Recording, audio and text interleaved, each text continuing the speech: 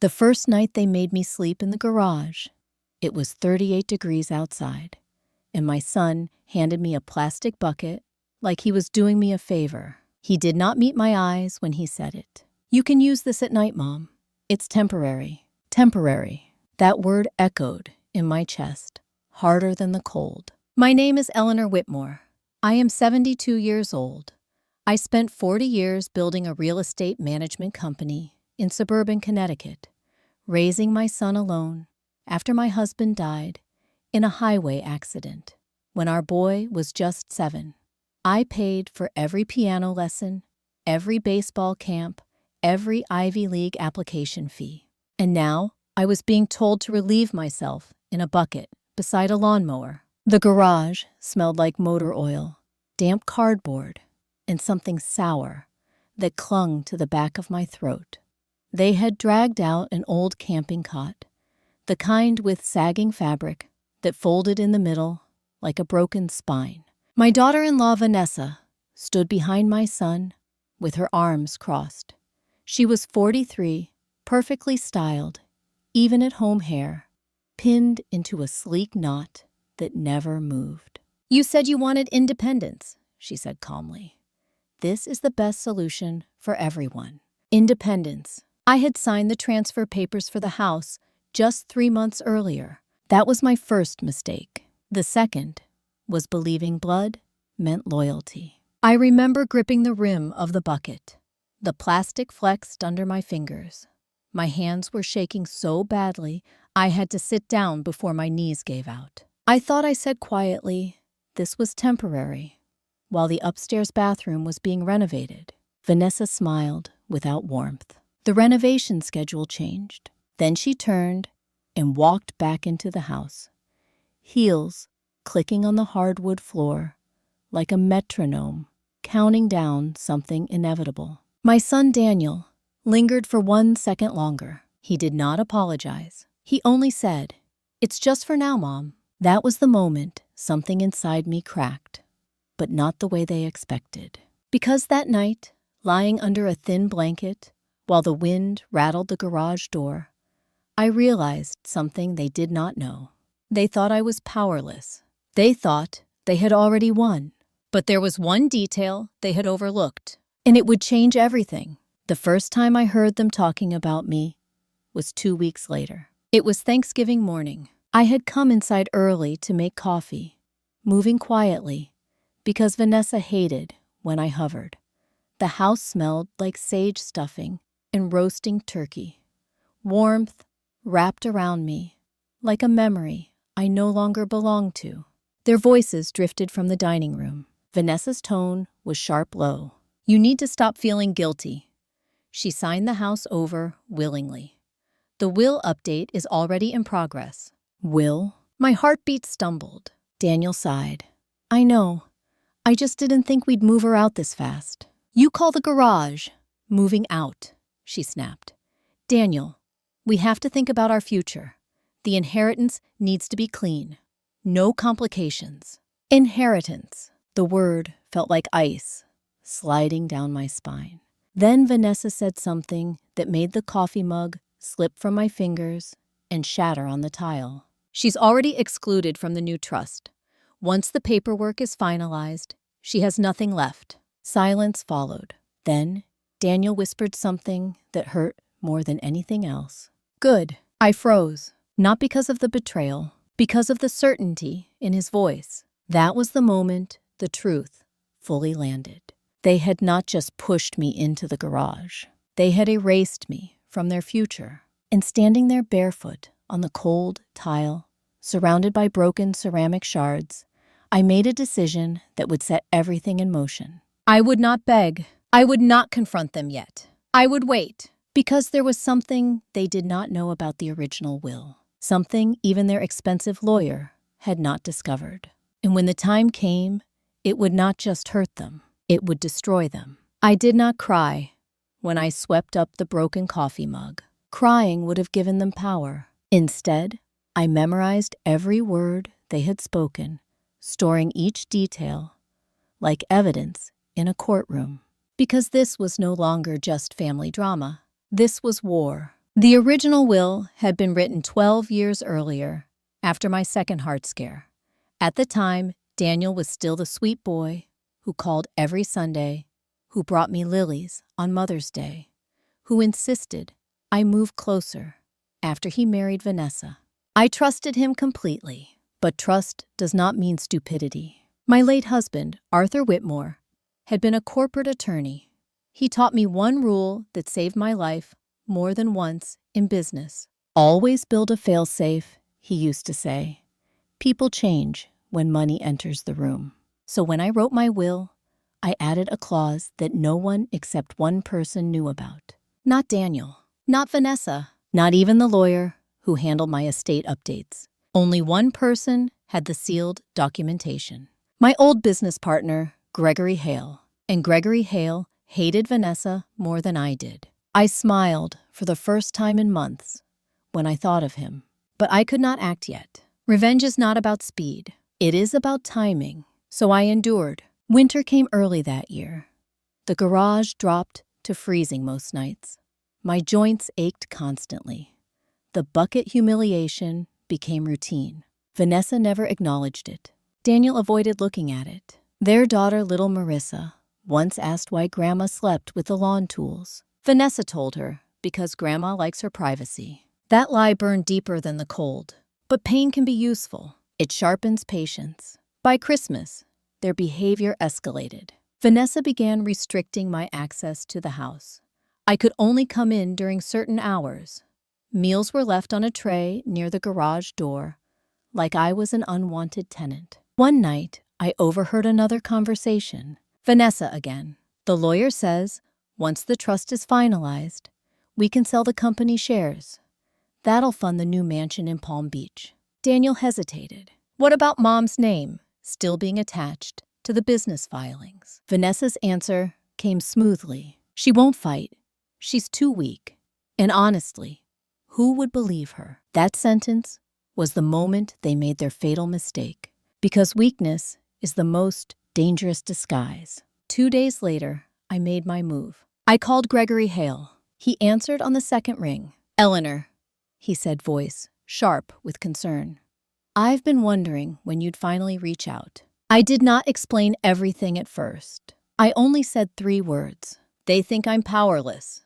There was a long pause. Then Gregory laughed softly. Oh, he said, they have no idea what they've done. And in that moment, sitting on the cold, concrete floor of the garage phone, pressed to my ear, I felt something I had not felt in months. Not anger, not sorrow, control. Because Gregory confirmed what I already knew. The clause was still intact, legally unbreakable. And when it activated, Daniel and Vanessa would lose far more than an inheritance. They would lose everything they thought they owned. But Gregory's final words that night sent a chill down my spine. There's one more thing you need to know, Eleanor, he said quietly. Your daughter-in-law has been hiding something much bigger than money. I tightened my grip on the phone. What do you mean? His answer came like a detonator clicking into place. The house transfer. It was never actually valid. For a long moment, I could not breathe.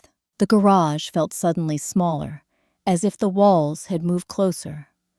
The hum of the old refrigerator in the corner sounded louder than it ever had, like a low warning. What do you mean it wasn't valid? I asked Gregory. He did not answer immediately.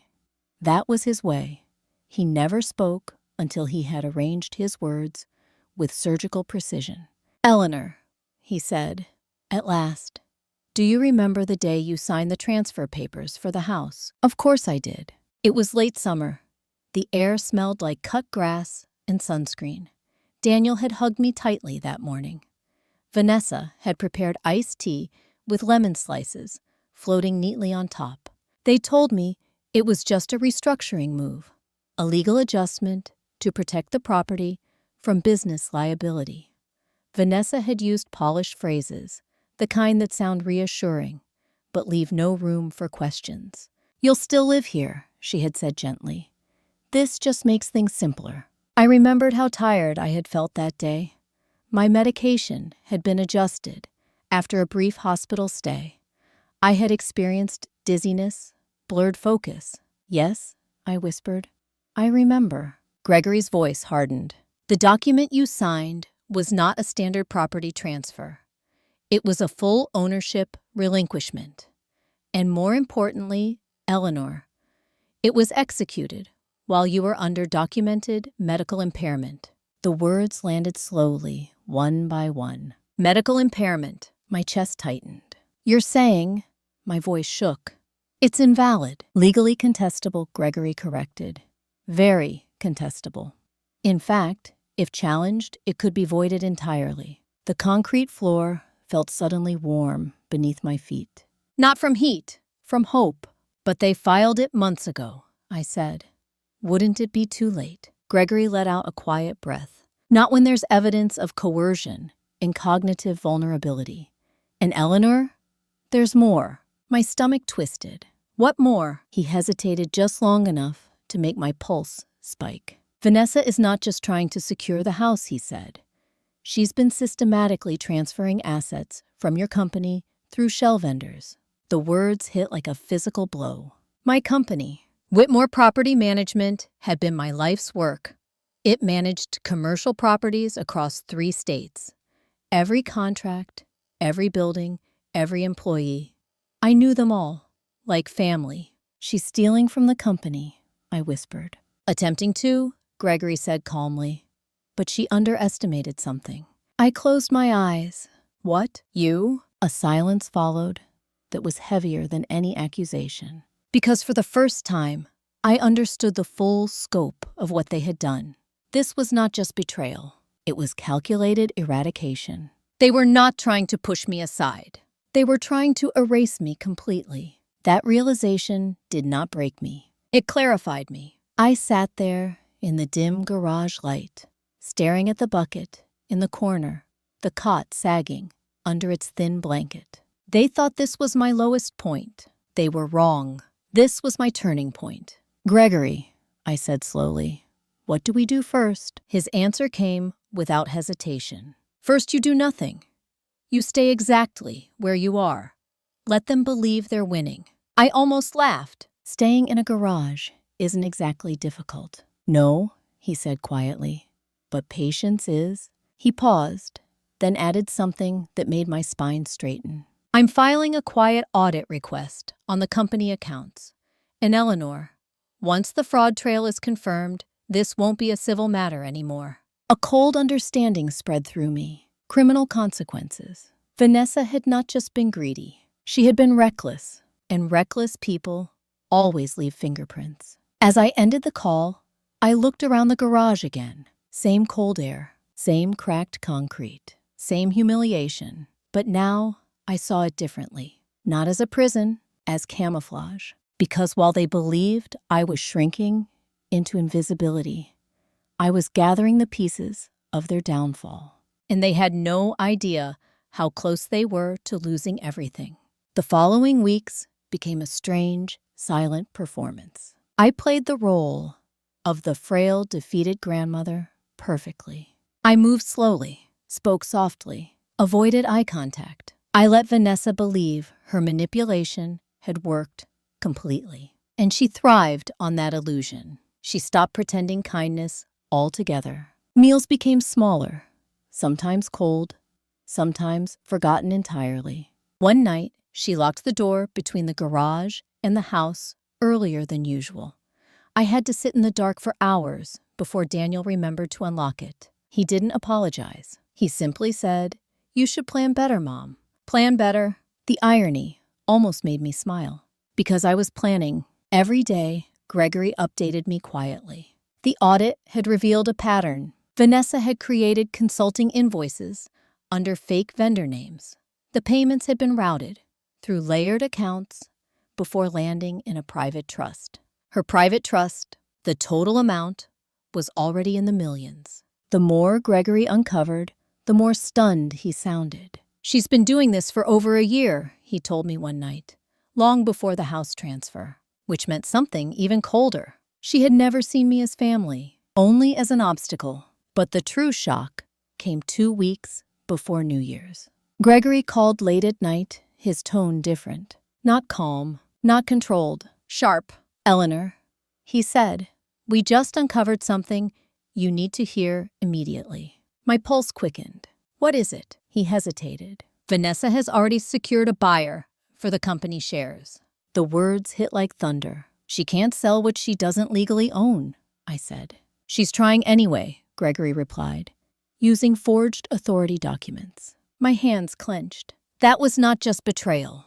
That was desperation. And desperation meant she was running out of time. But then Gregory said something that made the room feel suddenly colder. The buyer, he continued slowly, is not just an investor. A pause. Then, it's her brother. I froze. What? He has a history of financial fraud charges. Settled out of court. Eleanor, this isn't just greed. This is a coordinated takeover. The scope of it finally became clear. They weren't just planning to inherit my legacy. They were planning to strip it bare and disappear. And once the sale went through, I would be left with nothing. No home, no company, no legal standing, only a garage and a bucket. For a long moment, neither of us spoke. Then I asked the question that mattered most. How close are they? Gregory's answer came quietly. Very close. A deep calm settled over me. Not fear, not panic, clarity, because now the timeline had changed. Waiting was no longer an option. It was time to shift from patience to action. Gregory, I said steadily, it's time to activate the clause. There was a long pause on the line. Then he exhaled slowly. Are you sure? I looked around the garage one last time at the cold walls, the cot, the bucket, the humiliation that had been meant to break me. Yes, I said. Let's end this. Gregory's next words carried the weight of a door finally opening. Then, prepare yourself, Eleanor, he said. Because once this begins, they won't just lose the inheritance. They'll lose their freedom. The morning Gregory filed the legal trigger for the clause, I woke before dawn, without needing an alarm. The garage was silent, except for the soft ticking of the cooling engine in Daniel's car. Frost had formed along the edges of the small window near the ceiling, turning the outside world into a blurred white haze. For months, that cold had felt like punishment. That morning, it felt like clarity, because for the first time since they pushed me into the garage, I knew exactly what would happen next. Gregory had explained the clause again the night before, slowly making sure I understood every implication. 12 years earlier, after my heart scare, I had structured my will and corporate ownership under something called a conditional control safeguard. It meant that if any primary heir attempted to transfer, sell, or assume authority over company assets without my active verified consent, the entire ownership structure would automatically shift into a protective legal trust. Not Daniel's trust, not Vanessa's, a court-supervised trust, one that immediately froze all assets and triggered a full forensic review. And once activated, it could not be reversed. I remember asking Gregory one question. What happens to Daniel and Vanessa when the audit confirms fraud? His answer had been calm. They won't just lose access, Eleanor. They could face criminal charges. That reality settled into my chest like a heavy stone. I had not raised my son to end up like this. But I had not raised him to destroy me either. Choices have consequences, and he had made his. By mid-morning, the first sign of the storm arrived. Vanessa's voice exploded from inside the house. I had just stepped through the kitchen door to refill my water glass when I heard her shouting from the living room. What do you mean the accounts are frozen? Her tone was sharp, panicked in a way I had never heard before. I moved quietly, staying just out of sight in the hallway. Daniel's voice followed, strained and confused. They said there's a legal hold. Something about a conditional trust activation. Vanessa, what did you do? I didn't do anything wrong, she snapped. This has to be a mistake. Then came a third voice through the phone speaker. A lawyer's voice, cold, professional. Mrs. Carter, this is not a mistake. The activation was triggered by a pre-existing clause tied to Mrs. Whitmore's original estate structure. Silence crashed into the room. Then Vanessa said the words that made my heart beat slower, steadier. "That's impossible. She transferred everything months ago." The lawyer did not soften his tone. "The transfer is under review for potential coercion and medical incapacity until the court completes its evaluation. All ownership changes are suspended." I leaned against the wall, breathing slowly. This was the first crack in their certainty. Daniel's voice dropped into a whisper. "You told me everything was finalized." Vanessa did not answer, and that silence told him everything. The next sound was something I had never heard from my son before. Fear. "Vanessa," he said, voice trembling. "Are we in legal trouble?" Her response came fast, defensive. "No, this is just procedural. We'll fix it." But her footsteps were pacing now, uneven, panicked, because she knew what I knew. Once the forensic audit started, every transaction she had hidden would surface. And the truth does not negotiate. It only reveals us. That afternoon, Vanessa stormed into the garage for the first time in weeks. She did not knock. She did not speak gently. She stood in the doorway, arms tight across her chest, eyes blazing. "You need to call whoever you talk to," she said sharply. I looked up from my chair slowly. "Call who?" Her jaw clenched. "Don't play games, Eleanor. The accounts are frozen. The house title is under investigation. This is your doing." For a moment, I simply studied her face. The perfect composure was gone. In its place was something raw. Desperation. "You told me I had no power," I said quietly. She stepped closer, lowering her voice. "You don't understand what's happening. If this escalates, it could affect Daniel's reputation, his career." There it was. Not concern for me, concern for consequences. I met her eyes steadily. "Maybe you should have thought about that before you put me in a garage."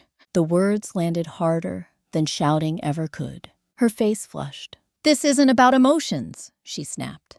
"This is about legal reality." I nodded slowly. "Yes," I said. "It is." And for the first time, she realized something. I was not afraid anymore. 2 days after the accounts were frozen, the investigators arrived. They came in the morning, just after 8, when the frost still clung to the lawn and the neighborhood was quiet.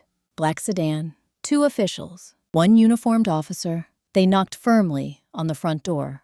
Vanessa opened it with a tight smile that cracked the moment she saw their badges. "We're here regarding an active financial fraud investigation," one of them said. Daniel stepped into the hallway behind her pale. "What investigation?" he asked. The investigator's voice remained neutral. "Unauthorized asset transfers from Whitmore Property Management and related entities." Vanessa's composure shattered. "This is ridiculous. There must be some misunderstanding." The officer stepped forward slightly. "Ma'am, we have a warrant to access all financial records connected to the property and associated accounts." For a moment, no one moved. Then Daniel looked at Vanessa, not with anger, with dawning realization. "You said everything was legal," he whispered. Her silence was answer enough. I watched from the hallway, unnoticed at first, invisible as I had been for months. But this time, invisibility gave me a clear view. I saw the exact moment Daniel understood. Not just that Vanessa had lied, but that he had helped her. His shoulders sagged, as if something heavy had finally settled onto them. Guilt, truth often arrives quietly, like that. Not as an explosion, as a collapse. The investigators moved through the house methodically. They documented computers, files, bank statements. Vanessa tried to follow them, protesting, but they ignored her. Procedure does not care about panic. By noon, the entire house felt different. Heavy, tense. Reality had entered, and it could not be forced back out. Later that afternoon, Daniel came into the garage. He stood near the doorway for a long time before speaking. He looked older than I had ever seen him. Smaller. "Mom," he said softly. I did not answer immediately. He swallowed. "Is this because of the clause you mentioned years ago? The one Dad insisted on?" I nodded once. His eyes filled with something that hurt more than anger. Shame. "I didn't know Vanessa was doing all this," he whispered. I studied his face carefully. For the first time in months, he was looking at me directly, not avoiding, not dismissing, seeing. But seeing does not erase choices. You didn't know, I said slowly, that I was sleeping in a freezing garage, either. His mouth opened, closed. No answer, because there wasn't one. Tears formed in his eyes. I thought it was temporary, he said weakly. So did I replied. The silence between us stretched, heavy with everything unspoken. Finally, he asked the question he feared most.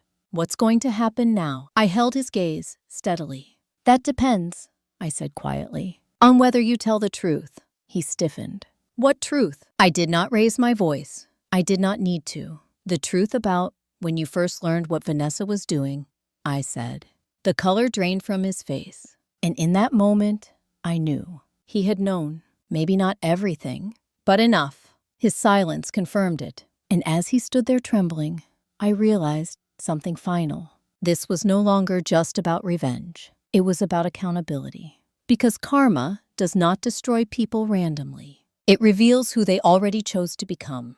Daniel sank onto the old wooden stool beside the door, burying his face in his hands. I don't know how to fix this, he whispered. I looked at him for a long time before answering. You can't fix it, I said, but you can face it.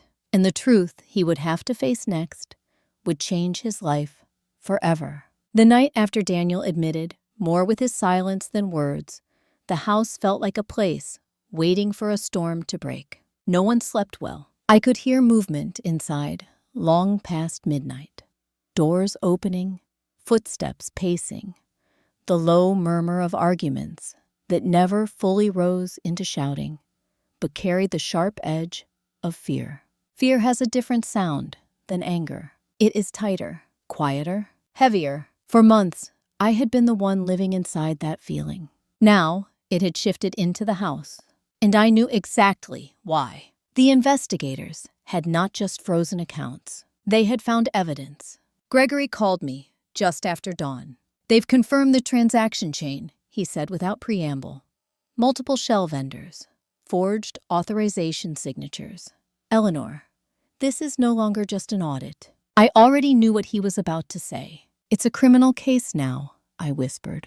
Yes, the word hung between us, like a final verdict. My chest tightened unexpectedly. Not from fear, from something more complicated. Grief, because no matter what he had done, Daniel was still my son. Gregory seemed to sense that. His voice softened. The charges will focus on Vanessa first, but Daniel's involvement depends on one thing. What? Whether he cooperates. That word echoed in my mind long after the call ended. Cooperates. That afternoon, I saw the weight of that decision settle onto him. Daniel came into the garage again, but this time he did not stand near the door. He stepped inside fully. It was the first time he had done that since they forced me out there. He looked around slowly, at the cot, at the cracked concrete, at the bucket in the corner. And for the first time, I saw him truly understand. His face crumpled. I didn't realize it was this bad, he said hoarsely. I did not respond, because there are truths people must face without comfort. He swallowed hard. I told myself you were okay, that it was temporary, that Vanessa was just stressed about finances. He shook his head, but I knew something wasn't right. I just didn't want to see it. There it was, the real betrayal. Not greed, not cruelty, cowardice. I met his eyes. You chose not to see it, I said quietly. He nodded slowly. Yes, that simple admission changed something in the air between us. Not forgiveness, but honesty. And honesty is the first step toward accountability. He took a deep breath. The investigator spoke to me this morning, he said. My heart steadied. And they said if I cooperate fully, I won't face charges. But Vanessa will. The words came out in a rush, like a confession he had been holding in his lungs. I watched him carefully. And what did you tell them? He hesitated. Then he whispered, I said I needed time. That answer did not surprise me. Daniel had always struggled with hard decisions, but now there was no escaping one. He looked at me with desperate eyes. Mom, if I tell them everything, she'll go to prison. I did not soften my voice, and if you don't, he closed his eyes. I might go with her. Silence fell between us, heavy, final. This was the moment where reality strips away illusions. Family loyalty does not erase consequences. Love does not erase accountability. And actions do not disappear because we wish they would. After a long time, I spoke. You're not choosing between protecting Vanessa and betraying her, I said quietly. You're choosing between truth and lies. He stared at me, breathing unevenly. I don't know if I'm strong enough, he whispered. I looked at him steadily. You are strong enough to ignore my suffering, I said. So yes, you are. The words struck him like a physical blow. Tears filled his eyes. But this time, he did not look away, because deep down, he knew I was right. And the choice he made next would define the rest of his life. Daniel did not come back to the garage that night. Instead, something unexpected happened. Vanessa did. It was nearly midnight when the door creaked open. She stepped inside slowly, wrapped in a coat, her hair no longer perfectly pinned. Strands had come loose, framing a face that looked thinner, sharper. More human, more desperate. She closed the door behind her, carefully. For a moment, neither of us spoke. The silence between us felt different from before. Not filled with dominance, filled with fear. She looked at the cot, at the bucket, at the thin blanket. Her expression flickered with something I had never seen in her before. Not guilt, but realization. I didn't think it would go this far, she said quietly. I studied her. What part I asked. Her voice shook slightly. The investigation, the criminal charges, the possibility of prison. She wrapped her arms around herself. I just wanted security, she said.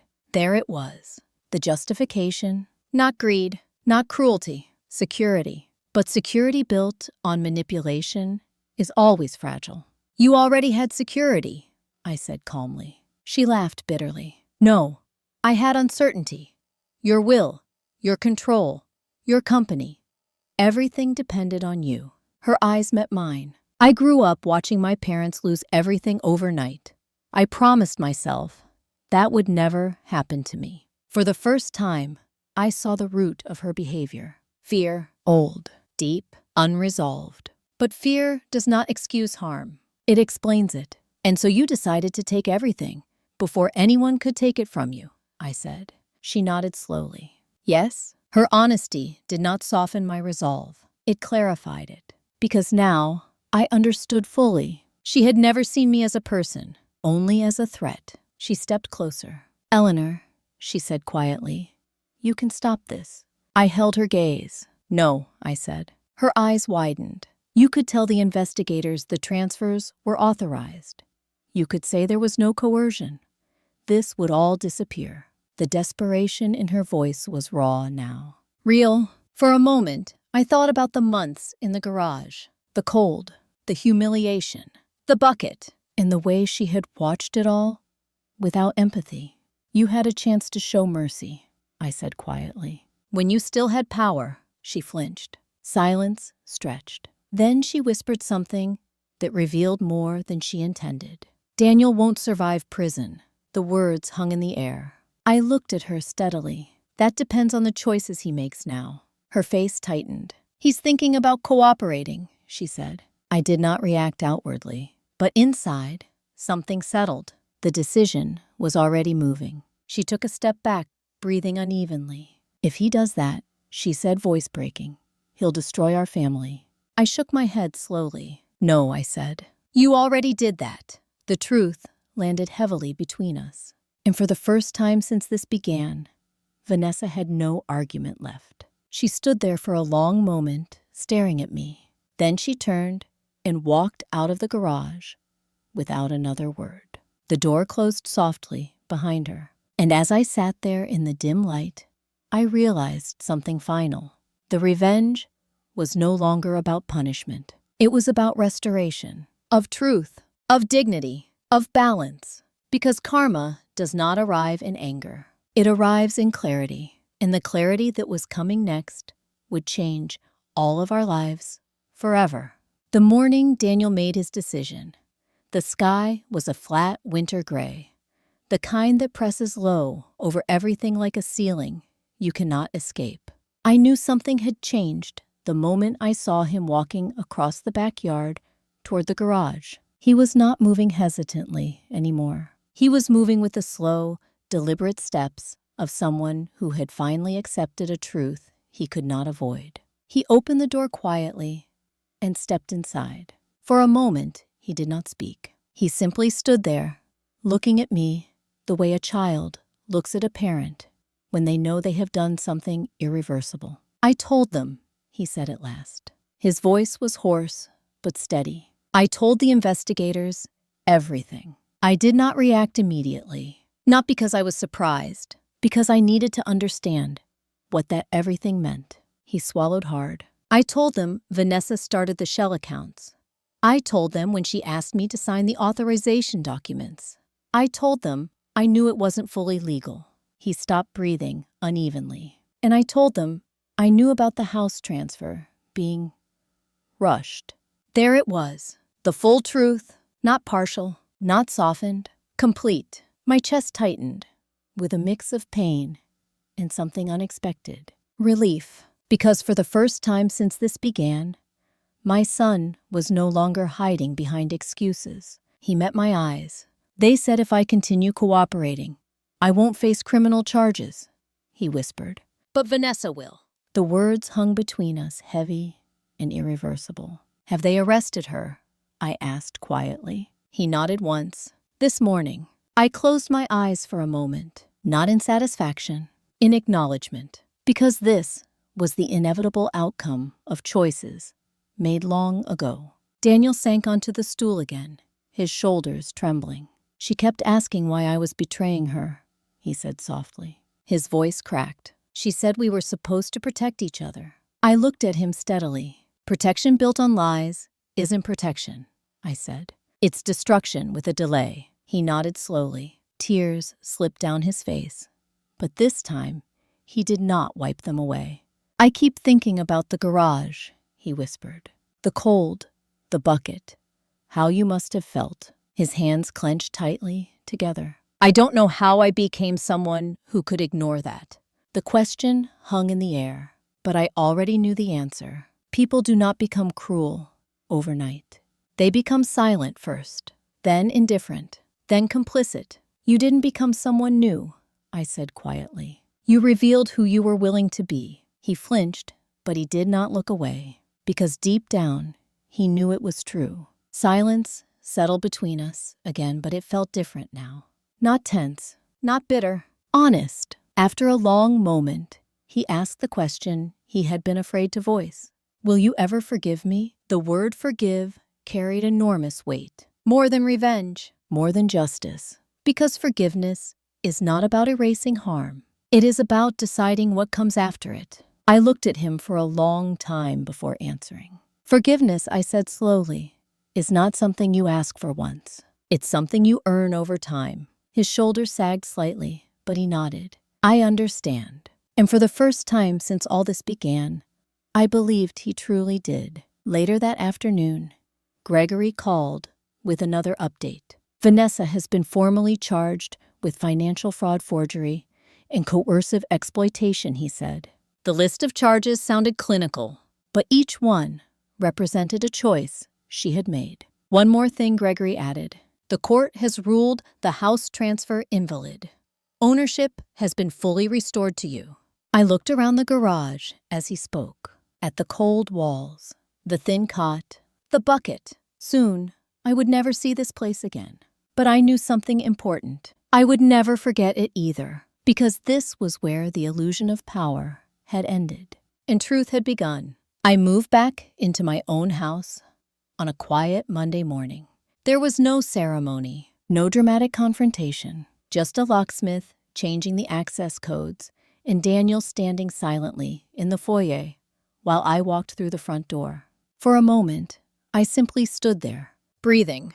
The scent of polished wood and fresh air filled my lungs. It felt familiar, but also different, because I was not the same woman who had left it months earlier. Pain changes you, but so does surviving it. The living room looked untouched, yet I noticed details I had overlooked before. The way the curtains filtered sunlight into soft gold lines, the faint hum of the heating system, the quiet dignity of the space itself. It had always been my home, but now it felt like something more, a reclaimed territory. Daniel remained near the doorway, unsure whether to come further. He looked exhausted, thinner, humbled in a way success had never done to him. "I don't expect to stay here," he said quietly. I turned toward him. "What do you mean?" He took a deep breath. "I've accepted a temporary relocation offer from my company. Out of state." There was no anger in his voice, only resignation. "I think it's what I need," he added, "to face what I did, to rebuild." I studied him carefully. For the first time, I saw no defensiveness in his posture, no entitlement, just accountability. "Rebuilding takes time," I said. He nodded. "I know." He hesitated, then added something that surprised me. "I also spoke to a therapist about why I ignored everything for so long." That admission mattered more than anything else he could have said. Because true change does not come from consequences alone. It comes from understanding. Silence settled between us for a moment. Then he asked softly, "Will you stay here alone?" I shook my head. "No." He looked confused. "Gregory and I have already begun restructuring the company. I'll be returning to active oversight." A faint, incredulous smile touched his lips. "At your age?" I met his eyes steadily, at my strength. That answer seemed to settle something inside him. He nodded slowly. "I always underestimated you," he said. I allowed myself a small smile. "You weren't the only one." He exhaled quietly. Then he stepped forward and did something he had not done in months. He hugged me. Not briefly, not out of obligation, but tightly, like a son who finally understood what he almost lost. I did not pull away, because despite everything, love does not vanish completely. It changes shape. It learns boundaries, but it remains. When he stepped back, his eyes were wet. "I'll spend the rest of my life trying to be someone worthy of being your son again," he said. I nodded. "That's all I ask." After he left, I walked through the house slowly, room by room, touching the walls, the furniture, the photographs. Each step felt like reclaiming a piece of myself. When I reached the kitchen, I paused near the back door, the door that led to the garage. For a moment, I considered opening it. Then I decided not to, because I did not need to see that space again, to remember what it had taught me. Instead, I turned back toward the warmth of the house, and as sunlight filled the room, I realized something deeply important. Revenge had not given me peace. Truth had. Accountability had. And the strength to stand up, even at 72 years old, had restored something far more valuable than property.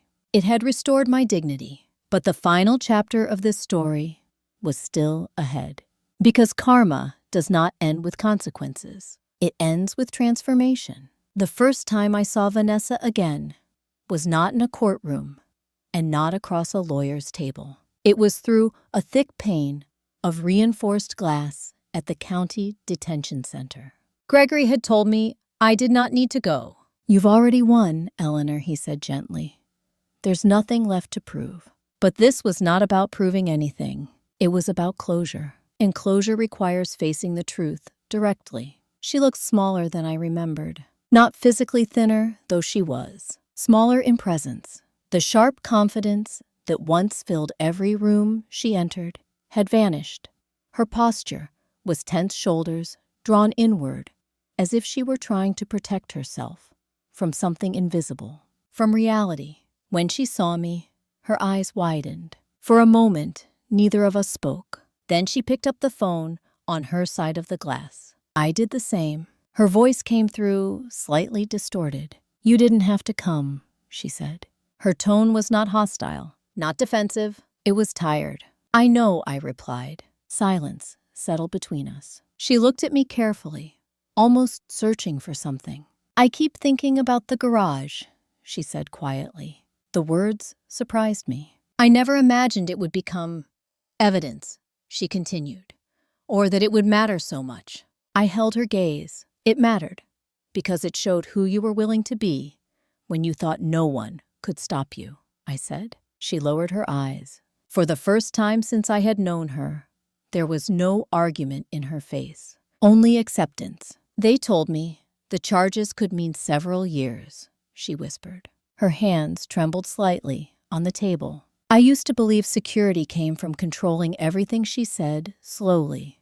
Money, property, outcomes. She shook her head. But all I did was destroy the only real security I had. Her family, her future, her freedom. She looked back at me. I know you don't owe me forgiveness, she said, and I'm not asking for it. The honesty in her voice felt different from the manipulation I had grown used to. This was not strategy. This was realization. I came here for one reason, I said quietly. To tell you something you need to understand. She nodded slowly. I spoke clearly, without anger. This didn't happen because you wanted security. It happened because you chose control over compassion. The words hung heavily in the space between us. Her eyes filled with tears, but she did not look away. Yes, she whispered. That's true. We sat in silence for a moment. Then she asked the question I knew was coming. Do you hate me? I considered it carefully before answering. No, I said. I don't hate you. Her expression flickered with surprise. Hatred keeps you tied to the past, I continued, and I'm no longer living there. A tear slid down her cheek. She nodded slowly. I understand. As the guard signaled the end of the visit, she spoke one last time. Take care of Daniel, she said softly. He needs guidance more than he ever realized. I held her gaze steadily. That part, I said, is up to him now. She nodded once. Then she hung up the phone. And as I walked out of the detention center, into the cold afternoon air, I felt something shift inside me. Not victory, not satisfaction. Release. Because revenge is not complete when someone falls. It is complete when you are no longer carrying the weight of their actions. 6 months later, I hosted Thanksgiving dinner in my home again. Not the same kind of Thanksgiving, a quieter one, a smaller one, but a real one. The house was warm, filled with the familiar scents of roasted turkey, cinnamon, and sage. Gregory sat at the table laughing as he told a story about a disastrous corporate negotiation from decades earlier. His voice carried the comfortable rhythm of someone who had walked beside me through both success and hardship. Daniel sat across from me. He looked different now, healthier, humbler, stronger in a way that had nothing to do with status or income. He had spent months in therapy, working through the choices that had led him to that moment in the garage. He spoke differently now, listened differently, lived differently. He no longer tried to control the room. He simply existed in it with honesty. Marissa, my granddaughter, ran into the dining room holding a drawing. Grandma, she said excitedly, I made this for you. She handed me the paper. It showed a simple crayon picture of a house. Bright sun overhead, 3 figures standing in front of it. I felt my throat tighten slightly. Who are these? I asked gently. She pointed. That's you. That's Daddy. And that's me. She paused. Then added in a small, thoughtful voice, because you all live here now. Not physically, but emotionally, connected again in a healthier way. I smiled and hugged her. Thank you, I whispered. As we sat down to eat, the atmosphere felt calm, not forced, not fragile, real. After dinner, Daniel helped me clear the table. At the sink, he spoke quietly. I still think about that winter, he said. The garage, the choices I made. I nodded. So do I. He took a deep breath. But now, when I think about it, I don't just feel guilt, he continued. I feel responsibility to live differently. That was the true ending of karma, not punishment, transformation. Later that evening, after everyone had left and the house grew quiet again, I sat in my favorite chair by the window. Snow had begun falling softly outside, covering the yard in a peaceful white layer. I thought about everything that had happened, the betrayal, the humiliation, the revenge, and the restoration that followed. At 72 years old, I had learned something profound. Power does not come from controlling others. It comes from knowing your worth so deeply that no one can take it from you. No matter how cold the garage, no matter how painful the betrayal. And if you are listening to this story right now, perhaps you have faced your own version of a locked door, a silent betrayal, or a moment when someone tried to make you feel powerless. If you have, I want you to remember this. You are never truly powerless when you hold on to your truth. And sometimes the greatest form of revenge is not destroying those who hurt you. It is rebuilding yourself so completely that their actions no longer define you. If this story touched you, if it reminded you of your own strength, take a moment to like this video, share your thoughts in the comments, and subscribe to the channel. Because every story we share brings another voice out of silence, and no one deserves to face their darkest moments alone.